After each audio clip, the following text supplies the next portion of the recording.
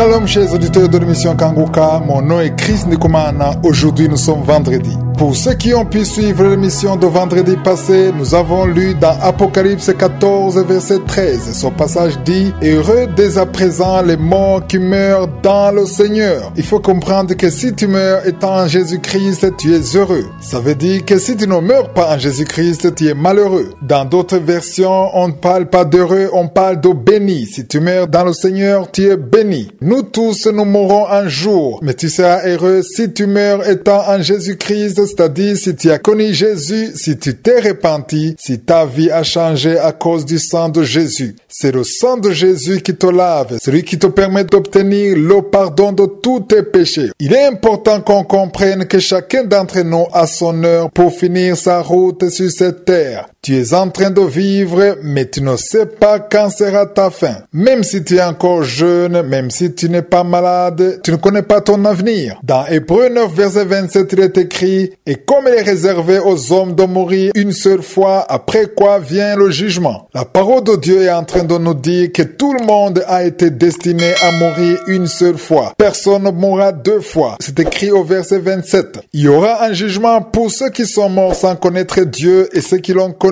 Ceux qui ont connu Dieu, ils verront les bonnes œuvres et ils auront la récompense. C'est ce qui va se passer le jour du jugement. Mais ceux qui seront morts sans connaître Dieu, s'ils sont morts étant dans le péché, sans repentance, ils ressusciteront pour être jugés, un jugement qui leur interdit d'entrer au ciel à cause de leur péché. Le verset 28 dit, de même Christ qui s'est offert une seule fois pour porter les péchés de plusieurs apparaîtra sans péché une seconde fois à ceux qui l'attendent pour le salut. J'aime beaucoup ce passage qui dit « Christ apparaîtra sans péché une seconde fois à ceux qui l'attendent pour leur salut ». Pourquoi chaque vendredi je parle de la vie éternelle, du ciel? C'est parce que je souhaite réellement que ceux qui écoutent Kanguka soient parmi ceux qui attendent Jésus-Christ. Jésus reviendra comme un voleur. Personne ne connaît le jour ou l'heure. Il peut venir demain, il peut venir cette nuit ou le mois prochain. Personne ne sait quand il va venir. Tout ce que nous savons, c'est que les signes sont déjà là. Tout ce qu'il a annoncé comme signe, ça s'est déjà produit. Les guerres, les tremblements de terre, les pestes, les virus que vous entendez actuellement, tous les signes qui précèdent sa venue sont là. Il a aussi dit que la bonne nouvelle sera répandue dans le monde entier. C'est pourquoi nous devons nous préparer. Je le dirai toujours, je répéterai toujours cette parole, que ceux qui ont des oreilles entendent. Je rends grâce à Dieu pour tous ceux qui nous appellent et se repentent.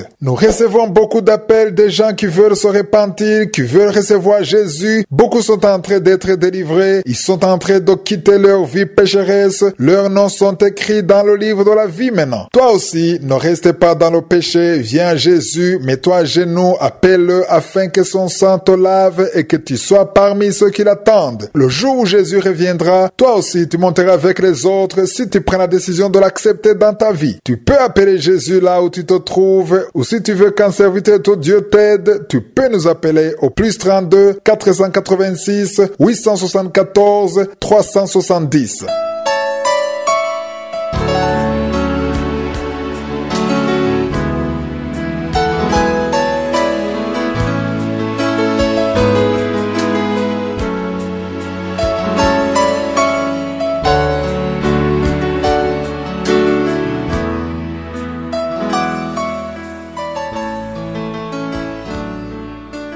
Nous sommes dans la deuxième partie, nous continuons l'étude du livre des Actes des Apôtres. Si vous êtes nouveau, vous pouvez consulter les archives pour voir tout ce qu'on a déjà vu. Nous avons commencé cet enseignement le 20 avril. Nous avons déjà étudié pas mal de choses. Je ne peux pas faire un rappel de tout ce qu'on a déjà vu car notre temps est limité. Je vais donc continuer avec là où on était hier. Hier, nous étions au 12e chapitre. Nous avons vu la puissance de la prière. Hérode était tellement orgueilleux qu'il ne voulait pas honorer Dieu et Dieu a envoyé un ange qui l'a frappé sur place et il est mort. Il est mort rongé par les vers parce qu'il ne voulait pas glorifier Dieu. Ce qui s'est passé ce jour-là, ce ne sont pas des choses qui se passent tous les jours. Ça nous rappelle ce qui est arrivé à Ananias et sa femme Saphira. Ils sont morts parce qu'ils étaient en train de mentir au Saint-Esprit. Il y a des choses qui se sont passées pour que ça nous serve de leçon. C'est pour nous montrer qu'il y a des choses que Dieu n'aime pas alors que nous les considérons comme étant normales. Actuellement, mentir au Saint-Esprit, on dirait que c'est normal, mais Ananias et Saphira l'ont payé de leur vie. Beaucoup le font aujourd'hui à l'église. Ils mentent à Dieu, ils mentent au Saint-Esprit, mais ils ne meurent pas. Même s'ils ne meurent pas, ça ne veut pas dire que ça ne dit rien à Dieu. Dieu n'est pas du tout content. Il y a beaucoup de péchés qui se commettent à l'église et nous avons l'impression que c'est normal parce qu'on ne voit pas de conséquences directes. Mais ce qui est arrivé dans le livre des Actes des Apôtres, c'était pour nous montrer que ce sont des choses qui ne plaisent pas du tout à Dieu. Hérode se moquait de l'église, il maltraitait les apôtres, il se moquait de Dieu lui-même, ce qui a fait que les gens ont commencé à le considérer comme un Dieu. Je suis envoyé son ange pour que nous comprenions qu'il y a des choses qui ne lui plaisent pas. C'était juste un éclaircissement du pourquoi ce qui s'est passé à cette époque ne se passe plus ainsi aujourd'hui. Ils sont nombreux les gens qui n'honorent pas Dieu aujourd'hui et qui se moquent de lui, mais ils ne meurent pas pour autant comme ça a été le cas pour Hérode. Nous devons juste savoir que ce sont des choses qui ne plaisent pas à Dieu. Et pour celui qui le fait, il y a quelque chose qui meurt dans sa vie spirituellement parlant, même s'il ne meurt pas physiquement. Il faut le comprendre. Même si tu ne meurs pas physiquement, quelque chose meurt spirituellement dans ta vie parce que tu n'as pas honoré Dieu. Au chapitre 13, j'aimerais parler de l'appel de Dieu. Au verset 2, il est écrit: pendant qu'ils servaient le Seigneur et dans leur ministère et qu'ils jeûnaient, le Saint-Esprit dit: mettez-moi à part Barnabas et Saül pour l'œuvre à laquelle je les ai appelés. Beaucoup de gens ne savent pas que l'Esprit de Dieu parle.